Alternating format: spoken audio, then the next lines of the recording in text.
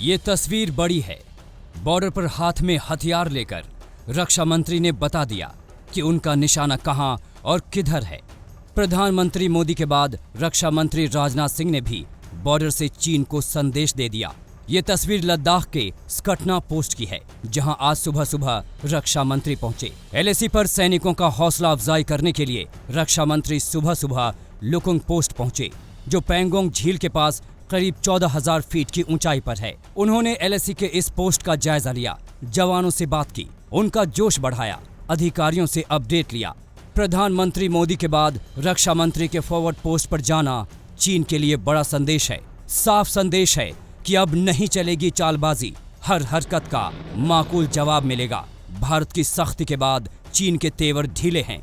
अब वो बातचीत की टेबल पर है, शांति की बात कर रहा है।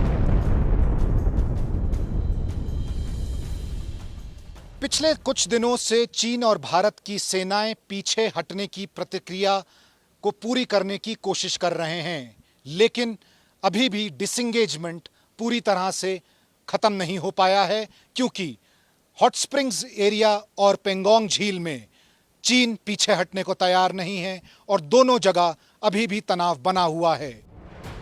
रक्षा मंत्री राजनाथ सिंह 2 दिन के एलएसी और एलओसी के दौरे पर हैं। रक्षा मंत्री के साथ सीडीएस जनरल रावत और सेना प्रमुख जनरल मनोज मुकुंद नरवणे। आज सुबह लेह हवाई अड्डे पर उनका जोरदार स्वागत हुआ। सेना के बड़े अधिकारी उनकी अगवानी के लिए मौजूद थे।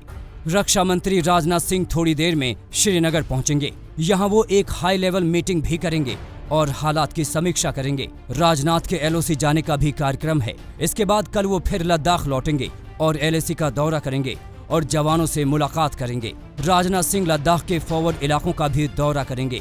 यानी एक ही साथ एलएसी और एलओसी दोनों मोर्चों पर भारतीय सेना की तैयारी का जायजा लेंगे।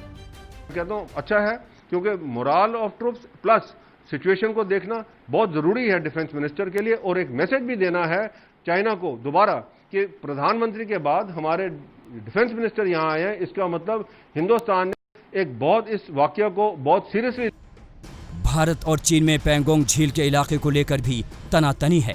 अब भी इस इलाके से चीनी सेना पूरी तरह से नहीं हटी है। ताज़ा विवाद से पहले पैंगोंग इलाके में भारतीय सेना की पेट्रोलिंग पार्टी फिंगर 4 से आगे फिंगर 8 तक जाती थी। वहीं चीन के सैनिक फिंगर 4 तक आते थे, लेकिन इस बार मई में चीन ने फिंगर 4 पर कैंप बना लिया और कई तरह के निर्माण भी कर लिए, जबकि ये भारत चीन के समझौते के खिलाफ है। 14 जून को कोर कमांडर लेवल की 15 घंटे चली बातचीत में भारत ने 2 टूक बता दिया कि चीन को अप्रैल से पहले वाली जगह पर जाना ही होगा। सूत्रों की माने तो ताज़ा हालात कुछ ऐसे हैं। PP-14 से करीब 1.5 किलोमीटर पीछे एलएसी पर है चीन की फौज। दोनों देशों की फौज के बीच की दूरी है 3 किलोमीटर। PP-15 पर पीछे हटने की प्रक्रिया पूरी हो चुकी है। दोनों देशों की फौज के बीच करीब 10 किलोमीटर की दूरी है। PP-17 पर अब भी 40 से 50 जवानों का जमावड़ा है। दोनों देशों की फौज के बीच करीब 600 मीटर की दूरी है। पैंगोंग के किनारे दोनों फौज की दूरी अब भी करीब 1 किलोमीटर है। दोनों देशों में गलवान और गोगरा से भी पूरी तरह हटने पर सहमति बनी है। अब रक्षा मंत्री का लेह दौरा शायद इस बात की तस्दीक है कि चीन जो कह रहा है उसे कर रहा है या नहीं। ये जो विजिट है ये बहुत ही महत्वपूर्ण है। इसका जो रेमिफिकेशंस है, इसका जो प्रभाव है, वो दुश्मन को भी संदेश जा रहा है कि हिंदुस्तान अब पूरी तरह से सक्रिय है, पूरी तरह से तैयारी कर रहा है और वर्स्ट सिनेरियो के लिए, सबसे खराब हालत के लिए भी हिंदुस्तान की फौज और सरकार तैयार है। एलएसी पर चीन चालबाजी करता रहा है, लेकिन इस बार भारत ने बता दिया है कि अब और नहीं। भारत दोस्ती निभाना जानता है तो आंख में आंख डालकर बात करना भी जानता है, करारा जवाब देना भी जानता है।